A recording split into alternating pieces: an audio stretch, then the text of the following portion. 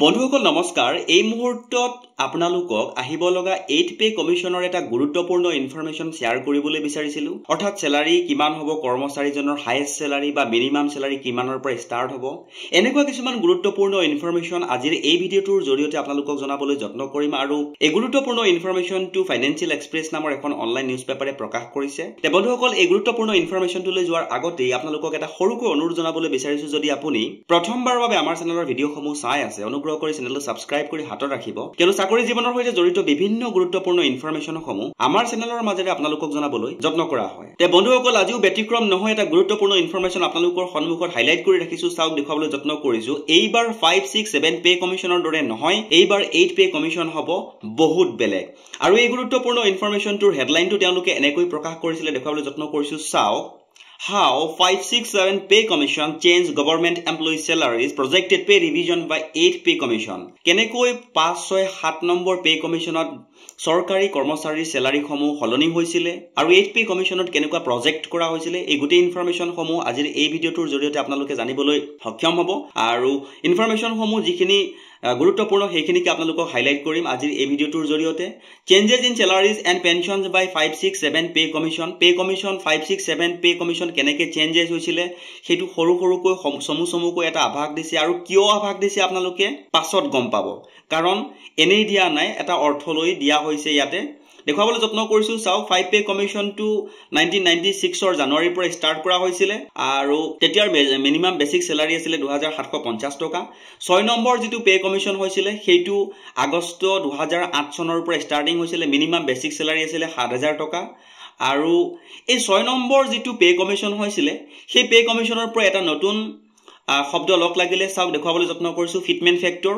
আৰু তেতিয়া আছিল ফিটমেন্ট ফ্যাক্টৰ 1.74 আৰু পাছলৈ 6 নম্বৰ কমিশনটো যেতিয়া শেষ হৈছিল তেতিয়া 1.86 হৈছিল তাৰ পিছত দেখাবলৈ যত্ন কৰিছো 7 পে কমিশন আৰু 7 পে কমিশন 2014 চনৰ ফেব্ৰুৱাৰী মাহৰ 28 তাৰিখে যেটো ফৰ্ম কৰা হৈছিল বুলি উল্লেখ কৰিছিল আৰু 2016 চনৰ জানুৱাৰী 1 তাৰিখৰ পৰা ইমপ্লিমেন্ট কৰা হৈছিল মিনিমাম বেসিক স্যালাৰিটো আছিল তেতিয়া 18000 টকা আৰু ফিটমেন্ট ফ্যাক্টৰটো 2.57 আগৰ ফিটমেন্ট ফ্যাক্টৰটো দেখাবলৈ যত্ন কৰিছো চাওক আগৰ 1.74 আছিল আৰু 2000 যেটো আছিল 7 পে কমিশনৰ সময়ত হৈ গল 2.57 এইটো দেখাবলৈ যত্ন কৰিছো আৰু মিনিমাম স্যালাৰিটো ইনক্ৰিজ হৈ গল 18000 ৰ পৰা 7000 টকা তাৰ পিছত আৰু এটা নতুন ইনফৰমেশন আহিলে তেতিয়া হেলথ ইন্সুৰেন্স বুলি এটা ইনফৰমেশন আহিলে আৰু পেনশনৰ ওপৰতো ৰিভিজন কৰা হৈছিল এনেকুৱা কিছুমান ইনফৰমেশন দিয়া হৈছিল আৰু ফিটমেন্ট ফ্যাক্টৰটোৰ কথা এই কাৰণেই জনাইছো আৰু পুৰণা সমূহত কোনখিনি সময়ৰ পৰা ফিটমেন্ট ফ্যাক্টৰটো আৰম্ভ হৈছে দেখাবলৈ যত্ন কৰিলে এটো কাৰণে যে ফিটমেন্ট ফ্যাক্টৰৰ ওপৰতে ক্যালকুলেশন কৰি কৰ্মচাৰী এজনৰ বেসিক স্যালাৰিৰ পৰা আদি কৰি ডিআৰএনএছ এলাউন্স গোটেইখিনি ক্যালকুলেশন কৰা হয় গতিকে ফিটমেন্ট ফ্যাক্টৰটো খুবেই important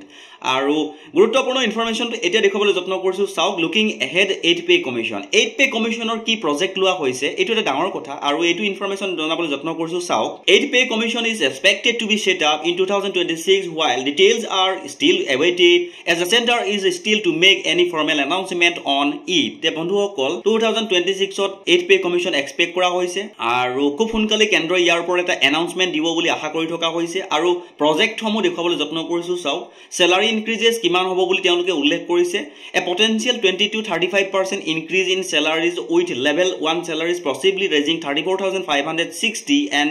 level 18 salaries to rupees 4.8 lakhs অৰ্থাৎ মিনিমাম যেটো স্যালাৰি হ'ব হেতু 34500 যেটো level 1 or 34560 আৰু যেটো level 18 or হেতু 4.8 লাখ লকে ইনক্ৰিজ হ'ব বুলি তেওঁলোকে উল্লেখ কৰিছে তাৰ পিছত ৰিটায়াৰমেন্টৰ ওপৰতো তেওঁলোকে ইমপ্ৰুভমেন্ট আনিব বুলি কৈছে enhancement retired benefits for employee and pensioners অৰ্থাৎ যিসকল কৰ্মচাৰী আৰু পেনশনাৰ আছে তেওঁলোকৰ যেটো ৰিটায়াৰমেন্ট বেনিফিট তাৰ ওপৰতো তেওঁলোকে বেনিফিট হ'ব বুলি উল্লেখ কৰিছে এনহান্সমেন্ট এলাউন্সেছ যিসকল ভেৰিয়াছ এলাউন্স এডজাষ্টমেন্ট কৰিব এলাউন্সেছ সমূহৰ ওপৰতো প্ৰজেক্ট কৰা হৈছে তাৰ পিছত সকলোতকৈ ডাঙৰ কথাটো হৈ গল যে projected figure with 1.92 fitment factor কাৰণ ফিটমেন্ট ফ্যাক্টৰৰ কথাটো মই এইভাবে বাৰে বাৰে কৈ আছো যে ফিটমেন্ট ফ্যাক্টৰটোৰ ওপৰতে ক্যালকুলেশন কৰি এজন কৰ্মচাৰীৰ যিখিনি বেসিক স্যালাৰিৰ পৰা আদি কৰি হওক বা ডিআৰএনএছ এলাউন্স গোটেইখিনি ক্যালকুলেশন কৰা হয় গতিকে এইবাৰৰ যেটো প্ৰজেক্ট কৰা হৈছে 1.92 বুলি উল্লেখ কৰিছে আৰু as report suggest the 8 pay commission pay matrix is most likely to be prepared taking the fitment factor of 1.92 গতিকে এইবাৰৰ 1.92 টোৰ ওপৰত এটা ক্যালকুলেশন কৰা হ'ব বুলি এক্সপেক্ট কৰা হৈছে ফিটমেন্ট ফেক্টৰটো গতিকে স্যালাৰিটো নিশ্চয় ডেফিনেটলি বাঢ়িব আপোনালোকে স্যালাৰিটোৰ কথাটো গম লৈ লওক জনাবলৈ যত্ন কৰিছো চাওক based on a fitment factor of 1.92 the minimum salary could be revised to approximately 34,560 and minimum pension might be set around rupees 17,280 under the 8 pay commission তে বন্ধুসকল ইতিমধ্যে আপোনালোকে গম পাইছে যে স্যালাৰিৰ কথাটো তেওঁলোকে উল্লেখ কৰিছে যে 34,560 আৰু যেটো পিছৰ তলৰ স্যালাৰিটো কথাটো উল্লেখ কৰিছে 17,280 টকা তে বন্ধুসকল এনেকুৱা কিছুমান গুৰুত্বপূৰ্ণ ইনফৰমেশন পোৱাৰ লগে লগে আপোনালোকৰ জ্ঞাতাৰ্থে যিমান দূৰ পাৰো সোনকালে জনাবলৈ যত্ন কৰো আৰু আগলৈকো যদি এনেকুৱা গুৰুত্বপূৰ্ণ ইনফৰমেশন আপোনালোকে পাই থকাটো বিচাৰে তেনেহলে চেনেলটো সাবস্ক্ৰাইব কৰি হাতত ৰাখিব আৰু এই গুৰুত্বপূৰ্ণ ইনফৰমেশনটো আপোনাৰ আপোনজনৰ সৈতে এবাৰ শেয়াৰ কৰিবলৈ নাপাহৰিব